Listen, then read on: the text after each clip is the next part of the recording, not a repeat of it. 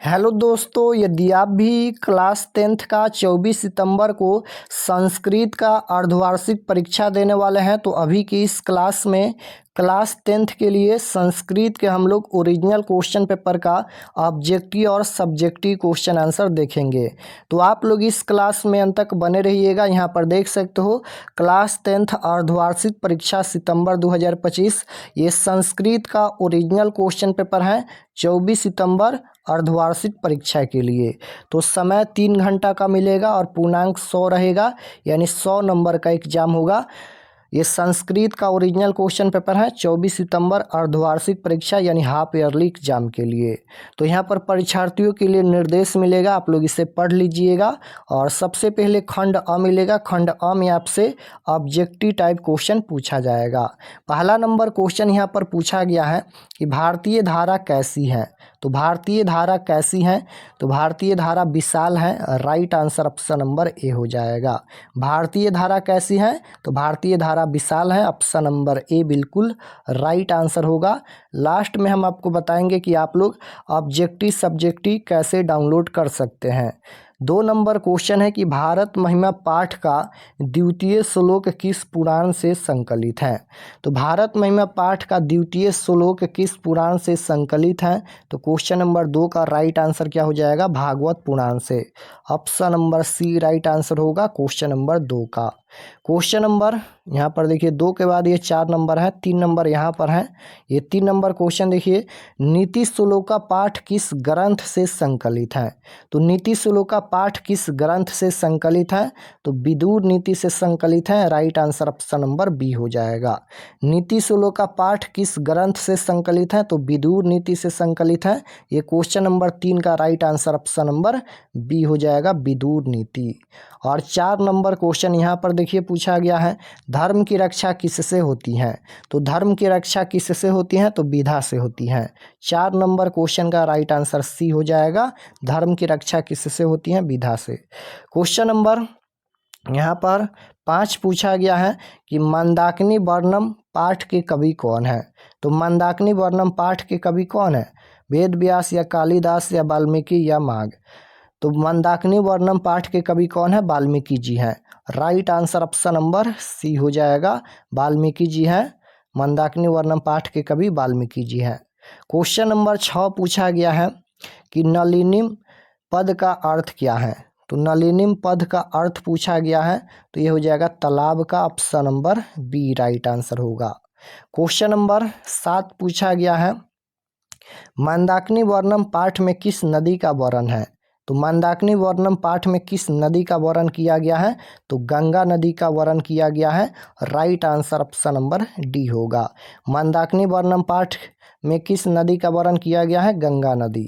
Question number 8 यहाँ पर पूछा गया है कि प्रशासन ने भीखन टोला से 1 कोस की दूरी पर क्या स्थापित किया।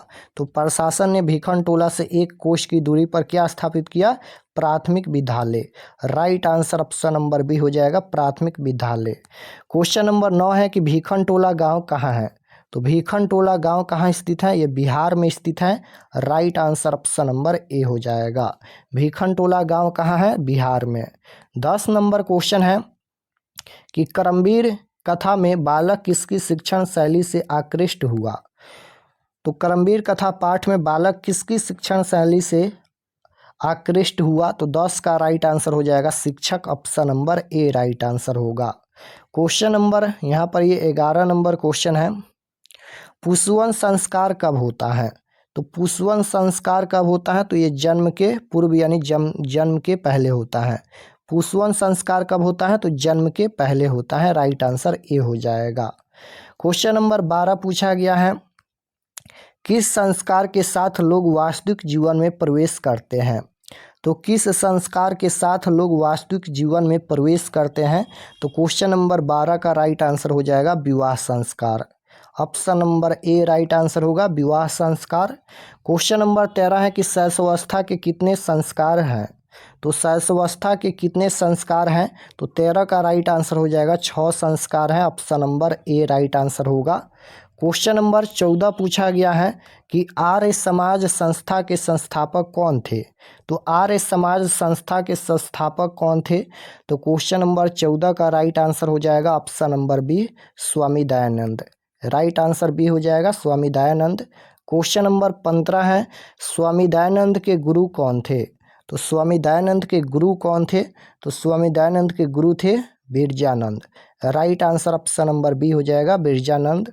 क्वेश्चन नंबर 16 पूछा गया है यहाँ पर, आर्य समाज नामक संस्था की स्थापना कब हुई। तो क्वेश्चन नंबर 16 का राइट आंसर क्या होगा, आर्य समाज नामक संस्था की स्थापना पूछा गया है, तो यह 1875 में हुई थी। ऑप्शन नंबर बी में दिया गया है, ऑप्शन नंबर बी बिल्कुल राइट आंसर हो जाएगा 1875 में। क्वेश्चन नंबर 17 पूछा गया है यहाँ पर, 17 नंबर क्वेश्चन है, भारत महिमा पाठ में कुल कितने पद यानी मंत्र हैं। तो 17 का राइट आंसर 5 हो जाएगा, option number B right answer हो जाएगा, 5 मंत्र संकलित हैं। क्वेश्चन नंबर 18 है कि भारत किससे सदा सेवित है। तो भारत किससे सदा सेवित है, नदियों से, पर्वतों से, सागरों से या इनमें से सभी। तो भारत किससे सदा सेवित है, तो नदियों से, पर्वतों से, सागरों से। Right answer option number D हो जाएगा, इनमें से सभी इसका राइट आंसर होगा। 19 नंबर क्वेश्चन है, विनय किसका नाश करता है। तो विनय किसका नाश करता है, तो आकृति का। Right answer option number D हो जाएगा।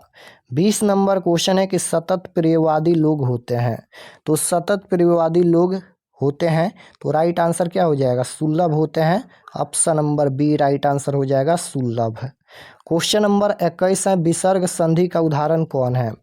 तो विसर्ग संधि का उदाहरण पूछा गया है, तो विसर्ग संधि का उदाहरण हो जाएगा इत अस्तत। ऑप्शन नंबर ए बिल्कुल राइट आंसर होगा। क्वेश्चन नंबर यहाँ पर 23 पूछा गया है, निरोग की संधि क्या होगी। तो राइट आंसर हो जाएगा निरोगा, option number A right answer होगा। क्वेश्चन नंबर यहाँ पर 24 देखिए, चार्थे द्वंद्व का उदाहरण कौन है। तो राइट आंसर हो जाएगा 24 नंबर का ऑप्शन नंबर डी हो जाएगा, धर्मार्थ काम। Option number D right answer. 25 number question है, किस समास का प्रथम पद संख्यावाचक होता है। तो संख्यावाचक, किस समास का प्रथम पद जो है वह संख्यावाचक होता है। तो संख्यावाचक किसका होता है, तो ये होता है द्विगु समास का। राइट आंसर ऑप्शन नंबर ए हो जाएगा, द्विगु समास का पहला पद संख्यावाचक होता है। क्वेश्चन नंबर 26 पूछा गया है, द्विगु समास का उदाहरण कौन है।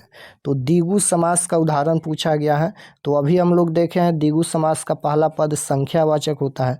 तो सप्ताह, यहाँ पर ये सप्ताह का मतलब 7 संख्या का बोध हो रहा है, सप्ताह यानी 7 संख्या का बोध हो रहा है, तो ये द्विगु समास होगा। तो 26 का राइट आंसर ये हो जाएगा। तो चलिए हम आपको बताते हैं कि आप लोग सभी ऑब्जेक्टिव क्वेश्चन और सभी सब्जेक्टिव क्वेश्चन कहाँ से डाउनलोड कर सकते हैं। और चैनल पर नए होंगे तो चैनल को ज़रूर सब्सक्राइब कर लीजिएगा। तो objective subjective question answer download करने के लिए गूगल पर चले आना है और आपको सर्च करना है आर.के. Expert classes. इसी चैनल का नाम आपको गूगल में सर्च करना है आर.के. Expert classes. तो जैसे ही गूगल पर सर्च करेंगे आर.के. एक्सपर्ट क्लासेस, तो आपके सामने इस प्रकार से फर्स्ट पेज आएगा, इस पर आपको क्लिक करना है। तो चलिए हम क्लिक करते हैं। क्लिक करने के बाद ये ओपन हो जाएगा। ओपन होने के बाद आपको नीचे आना है क्लास 10th के सेक्शन में।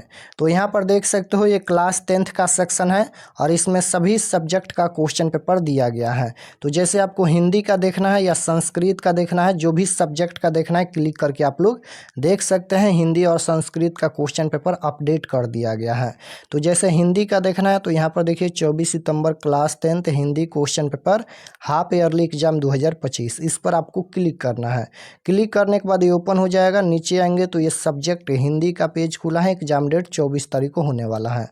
और व्हाट्सअप चैनल आप लोग जरूर ज्वाइन कर लीजिएगा। इस पर क्लिक करके नीचे आएंगे तो ये सभी परीक्षा से संबंधित जानकारी लिखा गया है, आप लोग पढ़ लीजिएगा।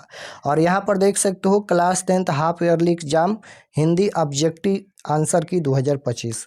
यहाँ पर हिंदी का ऑब्जेक्टिव आंसर अपडेट कर दिया गया है, देख सकते हो आपके सामने ये सभी क्वेश्चन का आंसर यहाँ पर अपडेट हो गया है हिंदी का ऑब्जेक्टिव। तो ये तो ऑब्जेक्टिव हो गया, और नीचे आएंगे तो डाउनलोड सब्जेक्टिव क्वेश्चन, डाउनलोड पर क्लिक करके सब्जेक्टिव क्वेश्चन भी डाउनलोड कर सकते हैं, और ऊपर में यहाँ पर भी अपडेट कर दिया जाएगा। तो यहाँ से ऑब्जेक्टिव सब्जेक्टिव आप लोग देख सकते हैं, और यहाँ पर संस्कृत का भी क्वेश्चन पेपर इसी प्रकार से इस पर क्लिक करके आप लोग क्वेश्चन पेपर देख सकते हैं।